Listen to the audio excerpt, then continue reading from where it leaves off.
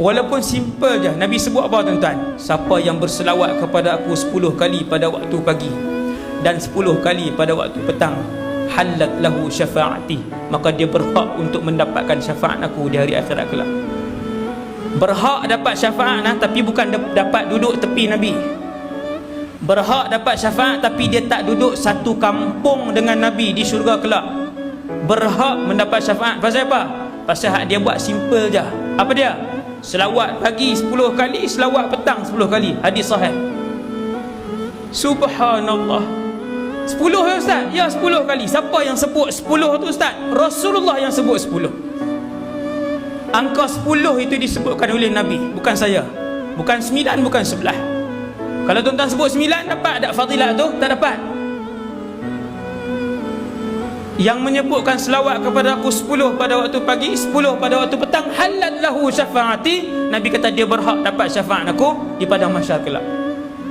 Kalau nak duduk sekampung satu taman dengan Nabi, aktsaruhum alayya salatan, yang paling banyak berselawat kepada aku. Sahabat tanya, banyak tu banyak mana ya Rasulullah? Adakah 1/4 daripada hidup kami? Tuan-tuan, 1/4 tu 6 jam. Nabi kata kalau banyak lagi bagus.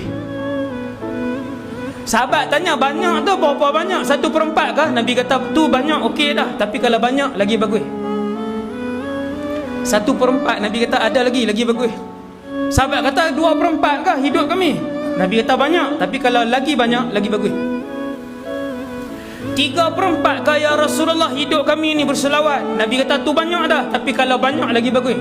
3/4 banyak lagi bagus, macam mana tuan? Apakah aku menjadikan seluruh hidup aku berselawat ke atasmu ya Rasulullah? Nabi kata ya. Subhanallah. Seluruh kehidupan. Dan ada orang tuan-tuan, dia naik kereta ke, dia turun kereta ke, dia pakai baju ke, dia tanggal baju ke, dia masuk rumah ke, dia keluar rumah ke, dia capai gelas nak minum air ke, dia tengok cermin ke, selawat di mulut dengan hati dia. Sallallahu alaihi wasallam.